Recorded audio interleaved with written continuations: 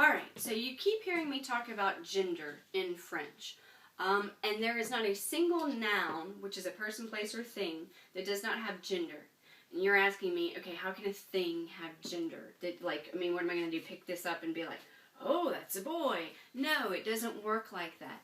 And you have to remember that French is a very old, ancient language. French is one of those languages. It came about because the Julius Caesar wanted to go out and conquer, and Italy was down here and France was up here, and the people in France were speaking a Celtic language, a Gaelic language. And so when Julius Caesar and all of his Roman army came up and conquered France, well, Julius brought his language with him, but these people were already speaking a language. And so the languages got together and they made a baby, and that baby was French. And that's French is basically that Gaelic language that they were speaking, with the Latin infused into it. And then as Julius went along and colonized some more, and he got over into Spain, those people were speaking a certain language, and the Latin mixed with it, and now you have Spanish. It's the same with Romania, and the same with Portugal, and then obviously the Italians. And so these are the Romance languages, because they were brought about by the Romans. And now if you think about Rome, it was a very, very ancient city, and the Romans believed that everything was inhabited by a god or goddess. Like the god or goddess pretty much smiled down or created or inhabited, or the spirit of that god or goddess inhabited objects. And so when they started referring to these objects, then whatever gender or the god or the goddess was that was identified with that particular object, then that object was either considered masculine or feminine. So, for instance, music, which is inspired by the muses, which are goddesses. So music is obviously going to be feminine, right? And then, for instance, football or soccer would be masculine. Now, those actually kind of make sense, but a lot of them don't make sense. For instance, a necktie that a guy wears is actually feminine, you know? So the only way that you are actually going to remember this is if you just memorize it. And I will say that this is probably the most frustrating part of French, is the memorization of the genders. And you can't really talk about anything in French without knowing the gender, because everything is tied to the gender when you're speaking. For instance, adjectives have gender, because they work with nouns. So anytime you're dealing with a noun, you have to know the gender of something. Now, there are words that tell you what the gender is, and even the has gender. Because if I want to say the dog, I can't just say the dog. I have to know what the gender, well, dog is not necessarily a good one because the dog can have gender. But dogs are always masculine. Even if it's a feminine dog, you're still speaking about it masculine. It's still masculine. It doesn't change just because of the person. Professor is another one of those. It doesn't change just because the professor happens to be male or female. The word professor is masculine, period. Doesn't change. Just, it is what it is. And this is, again, one of these processes that you're just going to have to accept. You know, it doesn't make sense, but then once you do it, it does make sense. For instance, it doesn't make sense that you can get on a little two-wheeled thing and move your feet like this and be able to go forward. That's why people have a really difficult time learning how to ride a bike for the first time.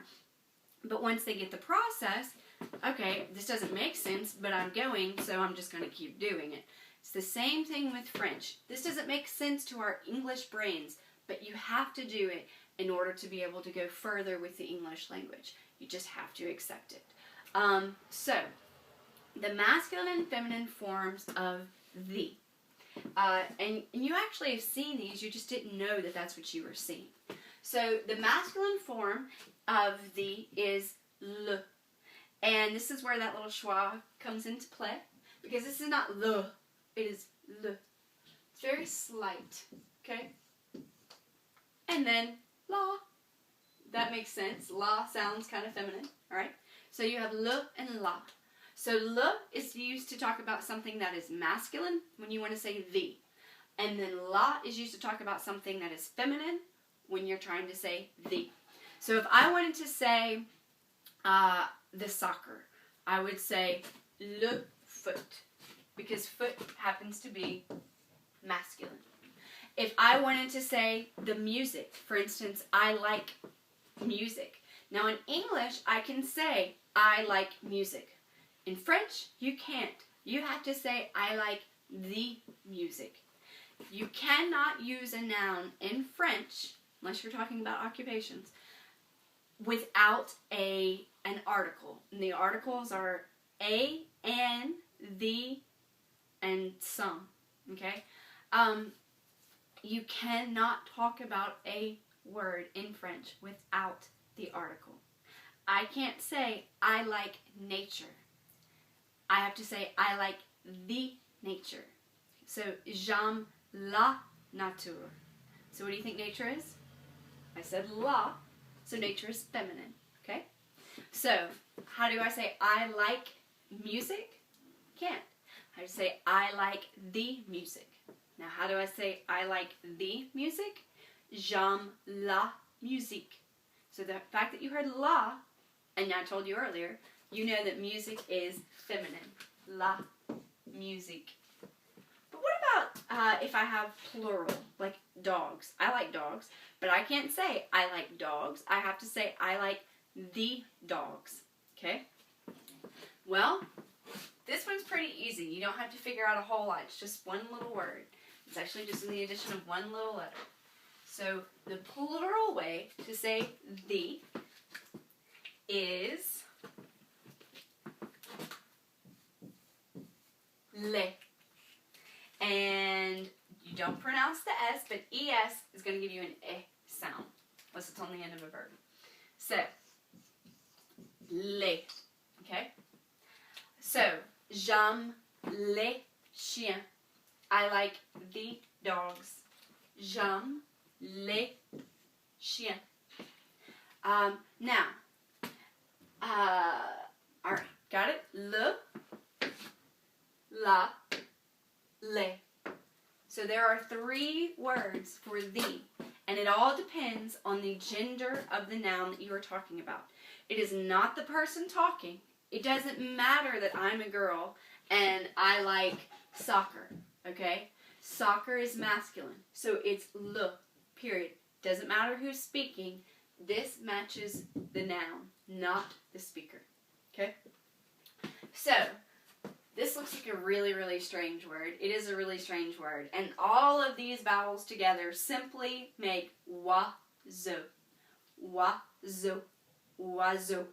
So what do you think a wa-zo is? It's a bird. Now, I happen to like birds. I happen to like a particular bird. Okay? So, you will see here, you have this one that doesn't end in anything, and you have this one that ends in X. Well, both of these denote a bird or birds, okay? But this is singular, and this is plural. So why is it an X and not an S? Well, it just happens to work better in the French language that way. And if you think about it like this, it may make you mad, but when you are speaking of a certain football team,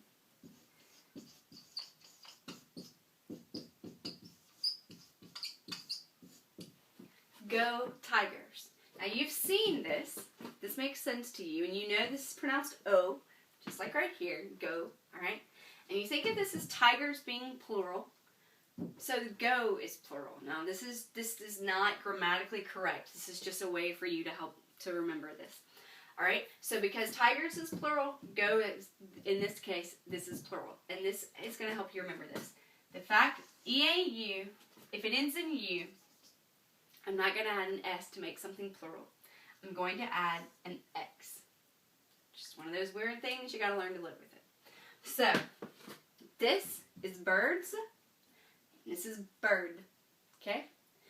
But, since this is birds, we can go ahead and make this the, plural. We know this one. So, j'aime les oiseaux. Here's where it's going to get tricky. Okay. So, anytime I told you last time, if you have an S in front of a vowel, you make it a Z. Les oiseaux. Alright? And we're just going to go with that for now. So les oiseaux, but it's actually les oiseaux because this OI, even though it looks like a vowel, it is a vowel, it's pronounced W. OI is a W sound in French.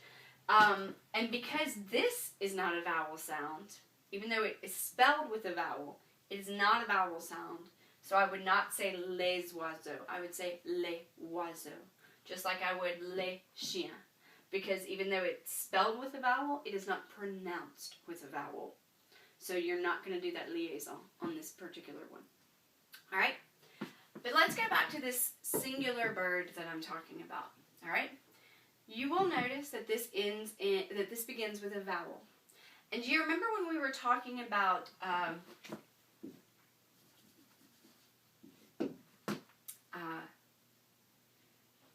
je am?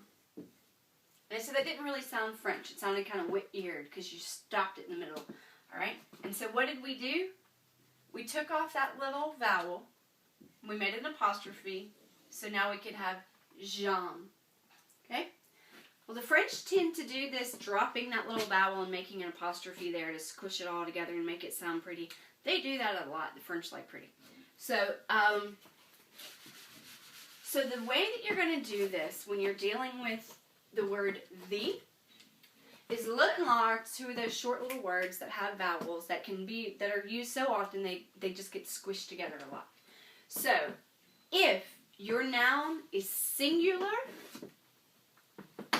not plural, it's singular, alright, and it begins with a vowel, then you are going to use L'apostrophe. So, to say the bird, I wouldn't say le oiseau, I would say l'oiseau, l'oiseau. You squish it together. So if the noun is singular and begins with a vowel, and you're trying to say the in front of it, okay, then it is L'apostrophe, not L-E or L-A. And this word chooses whether you're using masculine, feminine, or plural. So this is masculine, le foot. Feminine, la musique. Plural, les chiens. Singular, with a vowel, l'oiseau. Plural, with a vowel, les oiseaux. Now, if this was a different noun, let's say, for instance, I use the word avion. Avion means plane. This is our Latin root.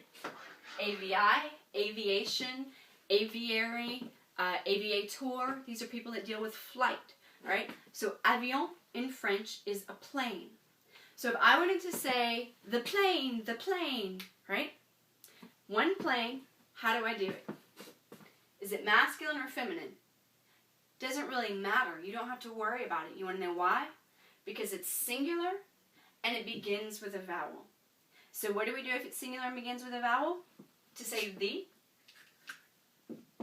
L'apostrophe. So, l'avion, l'avion, the plane, right? But what if it was some planes?